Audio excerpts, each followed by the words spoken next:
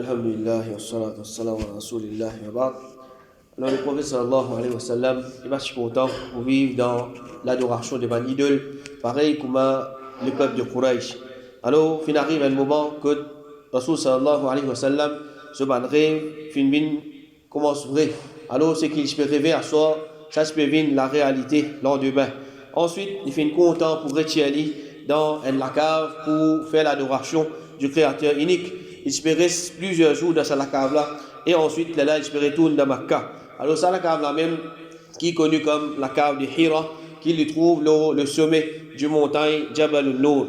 Alors c'était dans cet intervalle-là même que le prophète sallallahu alayhi wa sallam il fait remarquer qu'un rose peut saluer lui, c'est-à-dire dans Makkah. Alors le prophète sallallahu alayhi wa sallam il dit certainement me connaît un rose qui peut saluer moi avant même que Wahid commence à descendre au mois, certainement Astel a aussi me connaît. Et une fois, un lundi, pendant le mois de Ramadan, le prophète sallallahu alayhi wa sallam est dans la cave de Hira, quand Jibril alayhi salam fin bin devant lui.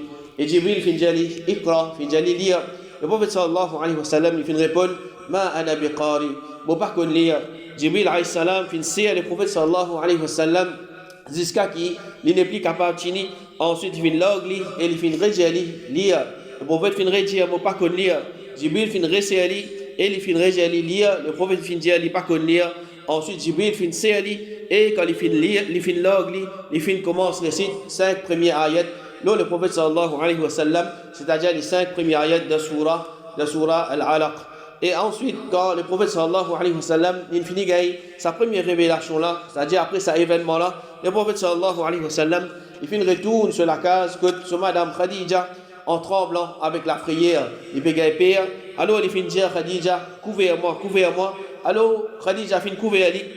Ensuite, après un peu de moment, quand sur la prière finale, il finit raconte à Khadija ce qui finit arrivé. Et il finit dire Khadija, il pépé, attention, c'est une mauvaise chose qui finit arriver. Alors sur Madame Khadija, finit consoler et il finit dire non, au contraire, prends la bonne nouvelle, serment au Allah, jamais Allah pour humilier toi, serment au Allah, toi habitué à une relation familiale, te causerait, te donne celui qui a beaucoup d'enfants, une quantité qui soulage, te presser pour profiter, man pauvre, et te donne l'hospitalité à man étranger, et te supporte celui qui fait frapper par toute calamité. Ensuite, Khadija, les fins le prophète sallallahu alayhi wa sallam, que ce cousin qui est connu comme Waraqa ibn Nawfal. Alors, Waraqa ibn Nawfal, lui, c'est un démon qui tient la connaissance de l'Injil, c'est-à-dire notre livre qu'Allah subhanahu wa ta'ala, qui descend avant.